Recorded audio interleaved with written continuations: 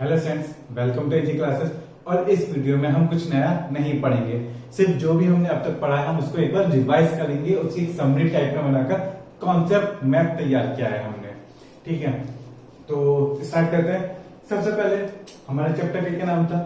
Magnetic effect of current. ठीक है, हमने पहले क्या पढ़ा था? Electric current. फिर हमने उस इलेक्ट्रिक करंट की मैग्नेटिक इफेक्ट की स्टडी की। ठीक है, तो इस चैप्टर में सबसे पहला टॉपिक हमने पढ़ा था मैग्नेट। ठीक है, मैग्नेट क्या होता है? मैग्नेटाइट, ब्लैक कलर का मटेरियल जो आयरन पीसेस को अपनी तरफ अट्रैक्ट करता है। ठीक है, फिर उसकी हमने टाइप्स पढ़े थे। टाइप कौन कौन से थे?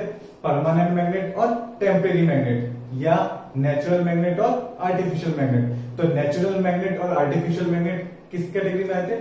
परमानेंट मैग्नेट में आए थे। और टेम्परेरी मैग्नेट में कौन सा था? इलेक्ट्रोमैग्नेट था। ठीक है, और उसके बाद फिर हमने उसकी प्रॉपर्टीज डिस्कस की थी कि मैग्नेट की प्रॉपर्टीज क्या क्या होती हैं? Attractive in nature. ठीक है, डायरेक्शनल मींस नॉर्थ साउथ हमें डायरेक्शन बताता है कंपास में। Pole always exist in pair, north और साउथ पोल हमेशा एग्जिस्ट करेंगे। ऐसा कभी नहीं होगा कि आपको पोल सिंगल मिल जाए, मतलब मोनोपोल मिल जाए, नॉर्थ मिल जाए या साउथ मिल जाए, ऐसा कभी नहीं होगा। ठीक है, next, same pole repels. Same pole क्या कहते हैं? हमेशा रिपेल करेंगे। और अट्रैक्ट कौन करेगा? जो अपोजिट पोल होंगे वो क्या होंगे? अट्रैक्ट करेंगे। ओके, तो सबसे पहले तो हमने मैग्नेट के बारे में पढ़ा था। फिर हमने क्या पढ़ी थी? मैग्नेटिक फील्ड लाइंस पढ़ी थी। ठीक है, फील्ड लाइंस में क्या क्या पढ़ी थी?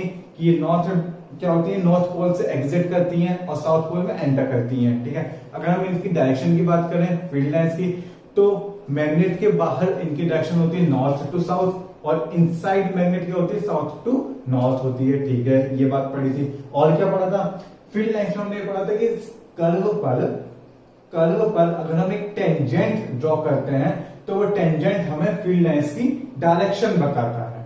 क्लियर? और क्या पढ़ा था? और पढ़ा था कि फील्ड लाइंस जितनी ज्यादा डेंस होंगी उसकी स्ट्रेंथ उतनी ज्यादा होगी। ठीक है, मीन्स मैग्नेट के आसपास फील्ड लाइंस ज्यादा, मतलब फील्ड लाइंस डेंस है तो मैग्नेटिक फील्ड ज्यादा होगा, और जहां पर फील्ड लाइंस दूर दूर होंगी वहां पर मैग्नेटिक फील्ड थोड़ा वीक होगा। ओके, हमने फील्ड लाइंस पढ़ा था। इसके बाद हमने क्या पढ़ा था? मैग्नेटिक फोर्स पढ़ा था। ठीक है, force on a current carrying conductor.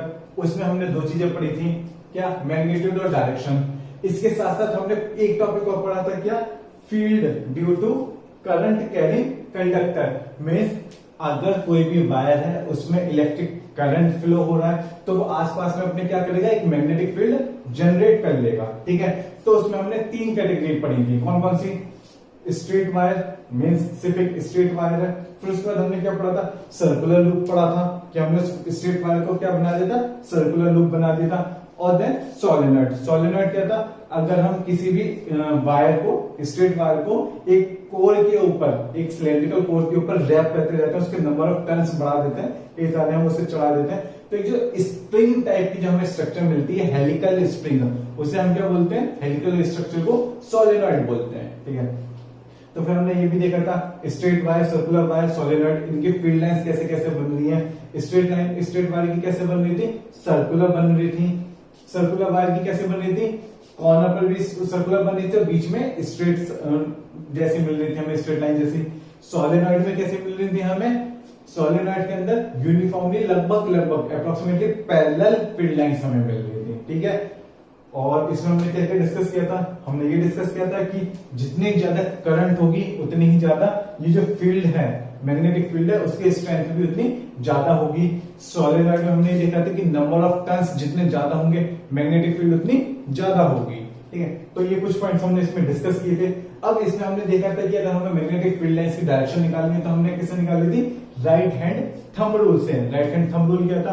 कि जो हमारी फिंगर है, अगर हम इन्हें मैग्नेटिक फील्ड की डायरेक्शन में कर्ल कर लें तो ये थंब किसकी डायरेक्शन बताएगा? किसकी बताएगा? करंट की डायरेक्शन बताएगा। Magnetic field, current. ठीक है, सिर्फ हमने इसमें दो पैरामीटर यूज किए थे, फील्ड और करंट। फिर हमने इसके साथ साथ मैग्नेटिक फोर्स भी डिस्कस किया था। फोर्स कैसे डिस्कस किया था? कि अगर कंडक्टर है और उसमें करंट फ्लो हो रहा है, उसका मैग्नेटिक फील्ड होगा। अगर हम उसे किसी मैग्नेट के पास ले जाएं तो क्या होगा? एक मैग्नेट का मैग्नेटिक फील्ड होगा और एक इस करंट कैरिंग कंडक्टर का मैग्नेटिक फील्ड होगा। तो वो आपस में क्या करेंगे? एक दूसरे को फोर्स लगाएंगे। तो उसी फोर्स को हमने डिस्कस किया था। वो फोर्स हमने उसका मैग्नीट्यूड कैसे कैलकुलेट किया था? BIL। और अगर हम कंप्लीट फार्मूला पढ़े तो होता है BIL sin theta. B magnetic field, I is current and L is length of conductor. Okay, क्या है मैग्नेटिक फोर्स। ओके, फिर इसके बाद हमने क्या पढ़ा डायरेक्शन। डायरेक्शन हमने कैसे निकाली थी मैग्नेटिक फोर्स की, फ्लेमिंग लेफ्ट हैंड रूल से। फ्लेमिंग लेफ्ट हैंड रूल क्या था, FBI means F means magnetic force या motion, movement of conductor, B magnetic field and middle finger क्या बताई थी हमें, करंट। ओके, तो ये हमने किससे निकाला था, फ्लेमिंग लेफ्ट हैंड रूल से। ओके, फिर उसके बाद हमने क्या पढ़ा था, उसके बाद हमने पढ़ा EMI इलेक्ट्रोमैग्नेटिक इंडक्शन। हमने इसमें क्या पढ़ा था कि एक कंडक्टर है और मैग्नेट है, अगर हम उन्हें दोनों के बीच में रिलेटिव मोशन कराते हैं मीन्स उनकी मैग्नेटिक फील्ड लाइंस जो क्रॉस कर रही है वो कंटिन्यूअसली चेंज हो रही है, तो उसमें करंट इंड्यूस होता था जिसका नाम था इंड्यूस्ड करंट, और उसकी डायरेक्शन हमने किससे निकाली थी, फ्लेमिंग राइट हैंड रूल से। फ्लेमिंग राइट हैंड रूल से। ओके, सिर्फ जो हमने मैग्नेटिक फोर्स की डायरेक्शन निकालनी थी वो किससे निकाली थी, फ्लेमिंग लेफ्ट हैंड रूल से, और EMI में जो इंड्यूस्ड करंट है उसकी डायरेक्शन हम किससे निकालेंगे, फ्लेमिंग राइट हैंड रूल से। राइट हैंड रूल क्या था, ये क्या था, फोर्स। फोर्स कौन सा, मीन्स जिसमें मैग्नेटिक फोर्स लग रही है, मोशन हो रहा है। ये क्या था, मतलब इंडेक्स फिंगर क्या बता रही थी हमें, मैग्नेटिक फील्ड, और मिडिल फिंगर क्या बता रही थी हमें, इंड्यूस्ड करंट की डायरेक्शन। लेफ्ट हैंड और राइट हैंड में बस ये डिफरेंस है, लेफ्ट हैंड हम फोर्स की डायरेक्शन के लिए यूज करते हैं और राइट हैंड हम इंड्यूस्ड करंट की डायरेक्शन फाइंड आउट करने के लिए यूज करते हैं।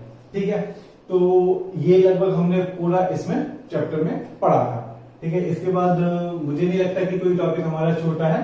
ठीक है, फिर इसके बाद हमने इनकी बस क्या एप्लीकेशन पढ़ी थी। एप्लीकेशन क्या थी, डीसी मोटर थी, ठीक है, और एसी जनरेटर पढ़ा था। और एसी जनरेटर के लास्ट में हमने थोड़ा सा डिस्कस किया था डीसी जनरेटर और एसी जनरेटर में क्या डिफरेंस है। ओके, डीसी मोटर क्या होती है, डायरेक्ट करंट मोटर। उसका क्या वर्क होता है, वो इलेक्ट्रिक करंट को मैग्नेटिक किसमें, मैकेनिकल फोर्स में चेंज कर देती है। इलेक्ट्रिकल एनर्जी को मैकेनिकल एनर्जी में चेंज कर देती है। ओके, और जो हमारा जनरेटर होता है, जनरेटर क्या करता है, जनरेटर इलेक्ट्रिकल एनर्जी प्रोड्यूस करता है, किससे, अगर हम उसे मैकेनिकल एनर्जी देते हैं तो।